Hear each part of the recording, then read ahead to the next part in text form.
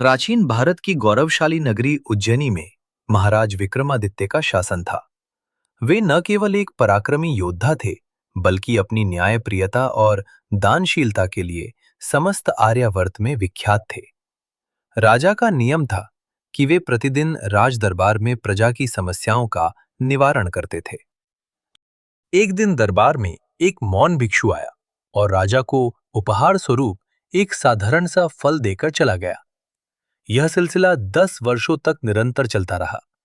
राजा उन फलों को मामूली समझकर अपने कोषाध्यक्ष को सौंप देते थे। एक दिन जब भिक्षु फल देकर गया, तो राजा ने वह फल पास खेल रहे एक बंदर के बच्चे को दे दिया।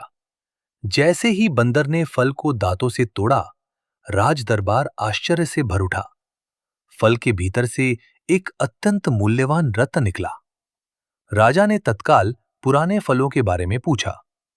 कोषाध्यक्ष ने बताया कि फल तो सड़ गए, लेकिन वहां रत्नों का एक विशाल ढेर लगा हुआ है।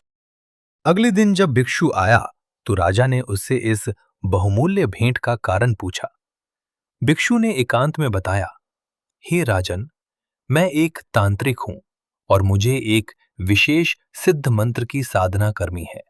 इसके लिए मुझे आप जैसे महान वीर के सहयोग की आवश्यकता है। राजा विक्रमादित्य ने बिना संकोच सहायता का वचन दे दिया।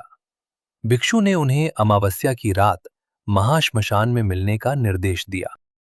अमावस्या की काली रात में मूसलाधार अंधेरे और सियार की डरावनी आवाजों के बीच राजा हाथ में नंगी तलवार लिए शमशान पहुंचे। वहां का दृश्य अत्यंत विचलित करने वाला था। हर तरफ जलती चिताएं, बिखरे हुए नरकंकाल और प्रेतों का वास था। लेकिन विक्रमादित्य निर्भय होकर भिक्षु के पास पहुंचे। भिक्षु ने राजा से कहा, राजन, शमशान के दक्षिणी छोर पर एक शीशम का वृक्ष है, जिस पर एक शव लटका हुआ है। मेरे अनुष्ठान के लिए आप उस शव को यहां ले आए। राजा वृक्ष के पास पहुंचे और बड़ी कठिनाई से शव को नीचे उतारा।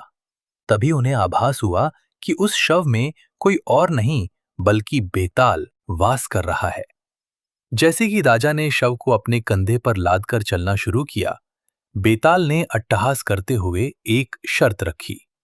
राजन, रास्ता लंबा है और सफर थका देने वाला। मैं तुम्हारा मनोरंजन करने के लिए तुम्हें एक कहानी सुनाऊंगा। लेकिन याद रहे, यदि तुमने कहानी के अंत में अपना मौन तोड़ा और कुछ भी बोले, तो मैं तुरंत तुम्हारे कंधे से उड़कर वापस उसी पेड़ पर जा लटकूंगा।